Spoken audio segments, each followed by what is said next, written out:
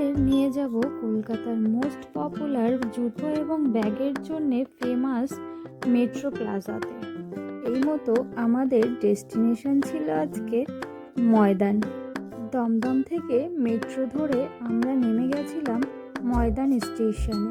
আমি কিন্তু আজ এই প্রথম মেট্রো প্লাজাতে যাচ্ছি, তো তোমরাও যারা মেট্রো প্লাজাতে প্রথম আসবে তারা কিন্তু ময়দান স্টেশনে নেমে 1 নম্বর প্ল্যাটফর্ম দিয়ে বাইরে চলে আসবে।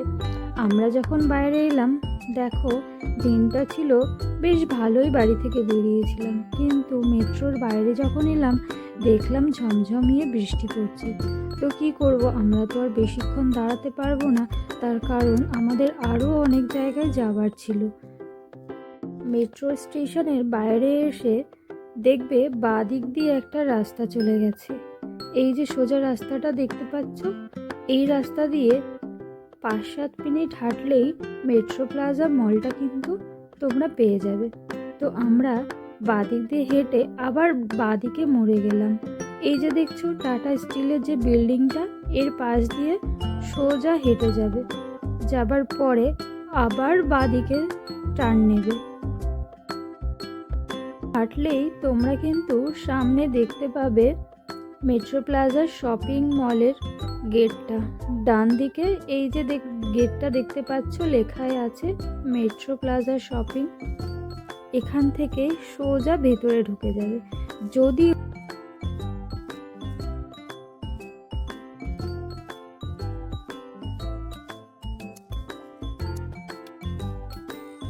অনেকের থেকেই শুনেছিলাম মেট্রো প্লাজা শপিং মলটা নাকি ফেমাস সুন্দর সুন্দর জুতো আর ব্যাগের জন্যে।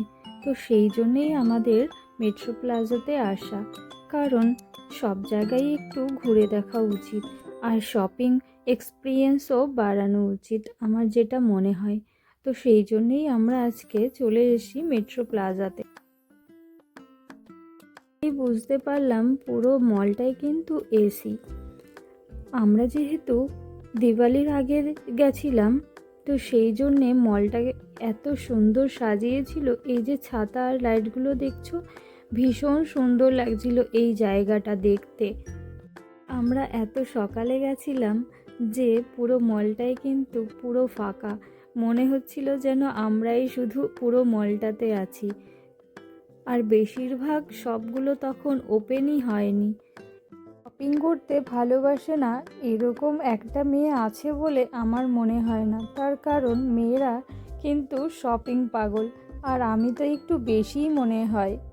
এখানে যে ড্রেসগুলো দেখছো, এইগুলো কিন্তু আমার বেশ পছন্দ হয়েছিল।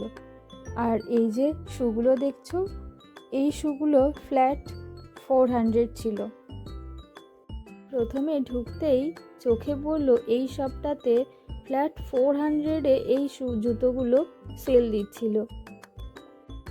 আর কিছু আইটেমে ছিল ফ্ল্যাট 50% অফ। তো এখান থেকে আমিও কয়েকটা ট্রাই করলাম, যার মধ্যে আমার কিন্তু একটা বেশ পছন্দ হয়েছিল। দাদাটা বেশ কিছু আইটেম দেখাচ্ছিল, কিন্তু এই যে দেখছো হিলটা, এই হিলটার 2টো কালার ছিল, যেটা আমি একটু ট্রাই করে দেখছিলাম। এই জুতোটা আমার বেশ পছন্দ হয়েছিল। আর এই যে একটা কালার, একটা ছিল কপার কালার, একটা ছিল সিলভার কালার। তো আমি কোন কালারটা নিয়েছি তোমরা এবার কমেন্টে জানাও যে আমার পায়ে কোন কালারটা বেশি ভালো লাগছিল।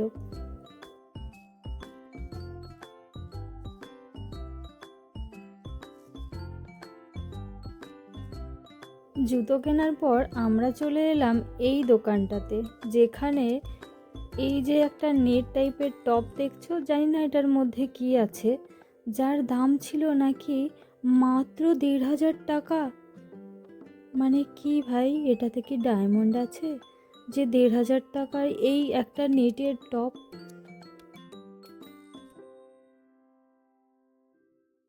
এবারে যাব সেকেন্ড ফ্লোরে, যেখানে নাকি জুতোর প্রচুর সম্ভার রয়েছে। আর এই জায়গাটা দেখো, দেখে এতটা ভালো লাগছে, চোখটা পুরো জুড়িয়ে যাচ্ছে।